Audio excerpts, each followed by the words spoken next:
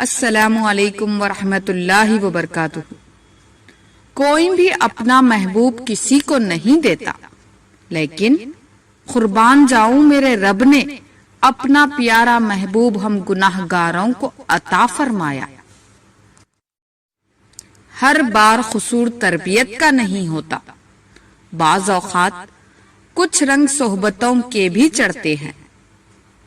نماز اتنی ہی ضروری ہے جتنا کہ جینے کے لیے سانس لینا ضروری ہوتا ہے۔ اللہ پاک ہمیں سجدوں کی لذت عطا فرمائے۔ غرور کس بات کا صاحب، آج زمین کے اوپر کل زمین کے نیچے۔ دھوکہ کھانے والوں کو تو وقت کے ساتھ ساتھ سکون مل جاتا ہے، پر دھوکہ دینے والوں کو کبھی سکون نہیں ملتا۔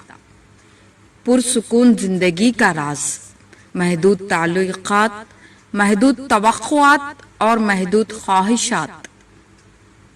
ایک غلط انتخاب آپ کے چہرے کی رونق چھین لیتا ہے۔ کسی کا دل نہ دکھانا، اس نے صبر کر لیا تو تیرے لیے مسئلہ بن جائے گا۔ جس چیز میں اللہ کی رضا ہوتی ہے وہ چیز ہمیں کبھی بے سکون نہیں کرتی۔ ہر انسان الگ ہوتا ہے، خود کو نکھارنا اور سنوارنا اچھی بات ہے، مگر یہ سب اپنے لیے کرے، کسی بے پرواہ انسان کے لیے نہیں۔ اگر آپ حادثاتی طور پر کسی سے 2-4 کتابیں زیادہ پڑھ گئے ہیں تو ہضم کرنے کی کوشش کرے، دوسروں کا جینا حرام نہ کرے۔ منفی سوچ غلط نمبر کی اینک کی طرح ہوتی ہے، ہر منظر دھندلا، ہر راستہ ٹیڑھا اور ہر چہرہ بگڑا ہوا ہی نظر آتا ہے۔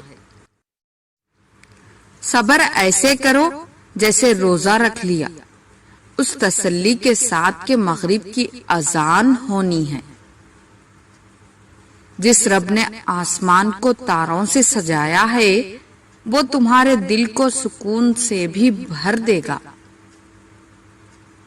دوران سجدہ خاموشی سے بہائے جانے والے آنسوؤں کا شور اللہ کے سوا کوئی نہیں سن سکتا۔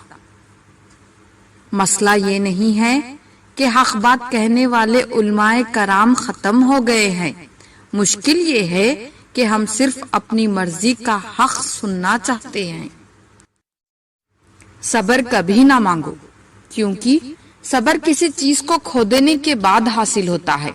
ہمیشہ سکون مانگو، کیونکہ سکون حاصل کرنے کے لیے کسی چیز کو کھونا نہیں پڑتا۔ دل پہ کچھ اور گزرتی ہے، مگر کیا کیجیے، لفظ کچھ اور ہی اظہار کیے جاتے ہیں۔